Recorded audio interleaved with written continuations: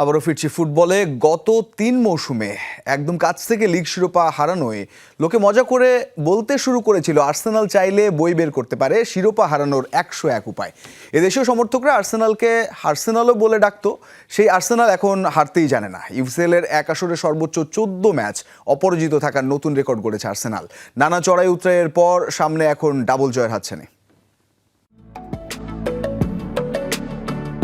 How many roads must a man walk down before you call him a man? কতটা পথ হাঁটলে বলো পথিক বলা যায়।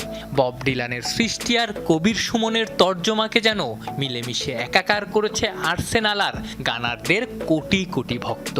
অপেক্ষার মানে তো ওরাই জানে। সোশ্যাল মিডিয়ায় আর্সেনালকে নিয়ে একটা মিম আছে। জিমেইল আবিষ্কার হয়েছে ২০০৪-এ, ফেসবুক ৫-এ, টুইটার ৬-এ। অর্থাৎ কোনো আর্সেনাল ভক্ত কখনোই সামাজিক মাধ্যমে কাউকে জানাতে পারেননি তারা প্রিমিয়ার লিগ চ্যাম্পিয়ন। অবশেষে যেন সেই দিনটা আসছে। ২২টা মেঘে ঢাকা মৌসুম শেষে আর্সেনালের আকাশে উঠতে যাচ্ছে ইপিএল এর সূর্য। তার আগেই একটা ইতিহাস লিখে ফেলেছে দ্য গানার্স। কত কত জল কাদা গায়ে মাখা আর্সেনাল ভক্তদের জন্য তো আনন্দের সময়। ২০ বছর পর আবারও ইউএফা চ্যাম্পিয়ন্স লিগের ফাইনালে মিকেল আর্তেতা শিষ্যরা। গত ৩ মৌসুমে লিগ শিরোপা ৮০ করেও আসছিল না। সারা মৌসুম দাপিয়ে এপ্রিল মাসেই পা হরকাতো আর্সেনাল। লোকে মজা করে বলতে শুরু করেছিল আর্সেনাল চাইলে বই বের করতে পারে শিরোপা হারানোর ১০১টা উপায়।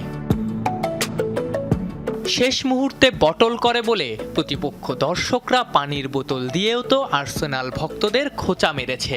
এমনকি টানা হারে বলে এদেশীয় সমর্থকরা আর্সেনালকে হার্সেনাল বলেও ডাকতো। সেই আর্সেনাল এখন হারতেই জানে না।